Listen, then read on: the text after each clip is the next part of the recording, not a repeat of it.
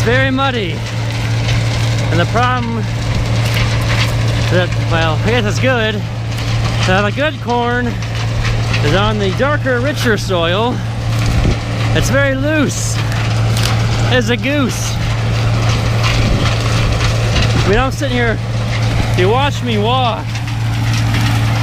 Well, it's not as bad now, but a little bit back the hill, I was sinking in pretty good. Usually doesn't bode well for driving on it. But all I gotta say is, rice, rice, baby. They got rice tires on the combine, they're wonderful. Wouldn't have it any other way.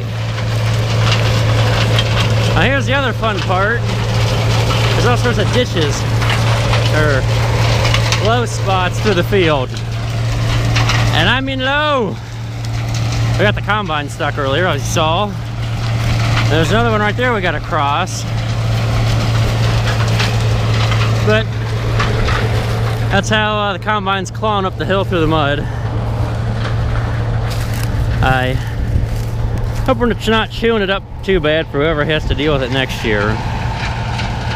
The fellow who's helping me with the semi and stuff, he seems nice enough. I'll see if my landlord will want to rent it to him.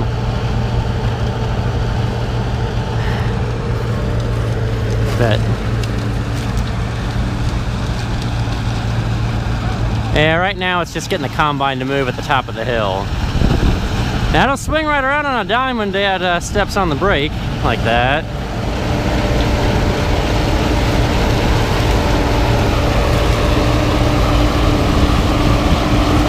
Oh, look at those lovely rice tires. Well, they're hard to see because they're packed full of mud.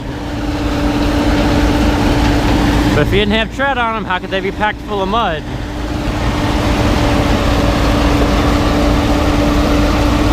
Now going down the hill, you can hardly tell we made a mark. But I'm holding the camera level right now so you can kind of see at how much of an angle we're on. And he's going to slide into the ditch right there. I mean, we're combining corn at a slight angle, but going straight. And he flies down the hill. Look at that. Hardly making a mark.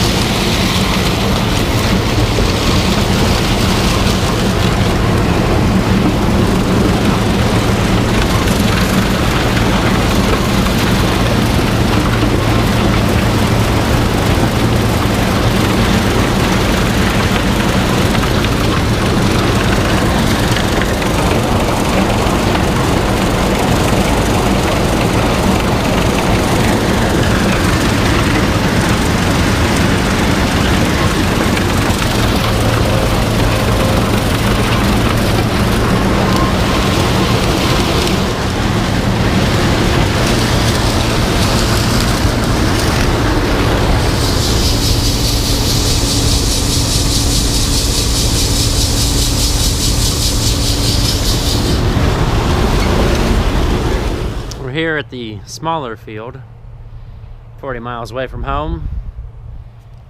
In relation to myself, what I would call the middle of nowhere. But there's some nice farms, nice people out here. Especially the guys who are helping me out. They're really nice. To be fair, they have a good chance of being the ones to farm this next year, because I'll probably highly recommend them to my landlord. He's a nice guy too. He really wanted me to farm it. I went to high school with her daughter, and they owned property out here. And somehow they got wind that I started farming. And this is where it led me. Now this corn did a lot better, comparatively. It's not so thin here towards the front. Gets better the farther back you go.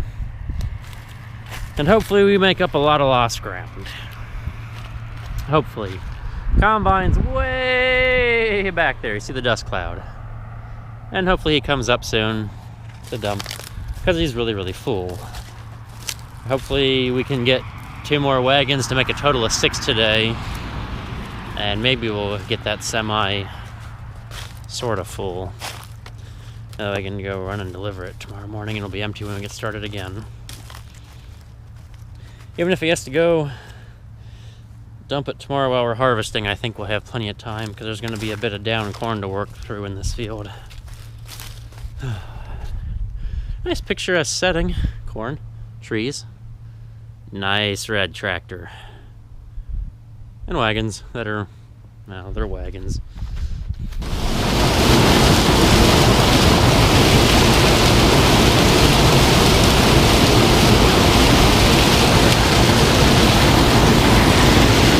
Right now the corn is standing. There's a couple of sections we've been leaving. We're waiting for a little bit more sun and the wind to help dry out the stalk where it's down. But up here we're going to have a down section. We're not sinking in too bad. And we're cruising right on along.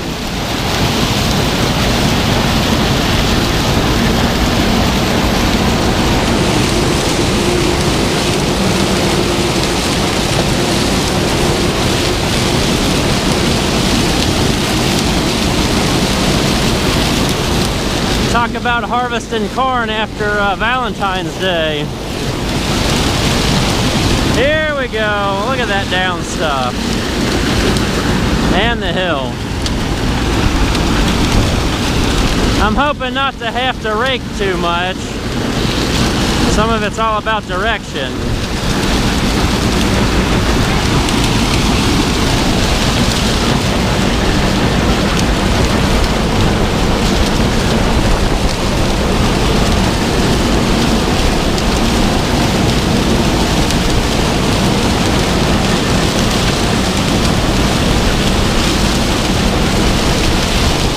Let's just say we're doing pretty well.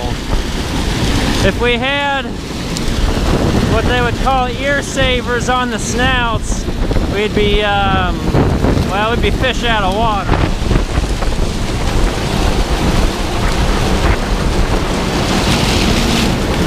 A little bit of water sitting here in the dip.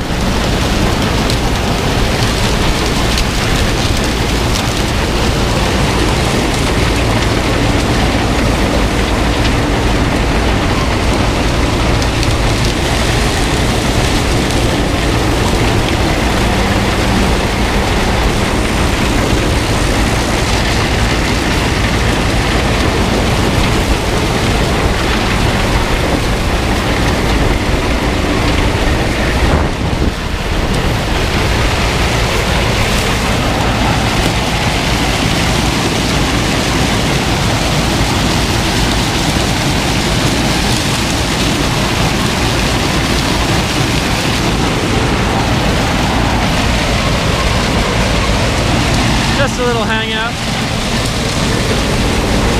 Oh, look at those rice tires.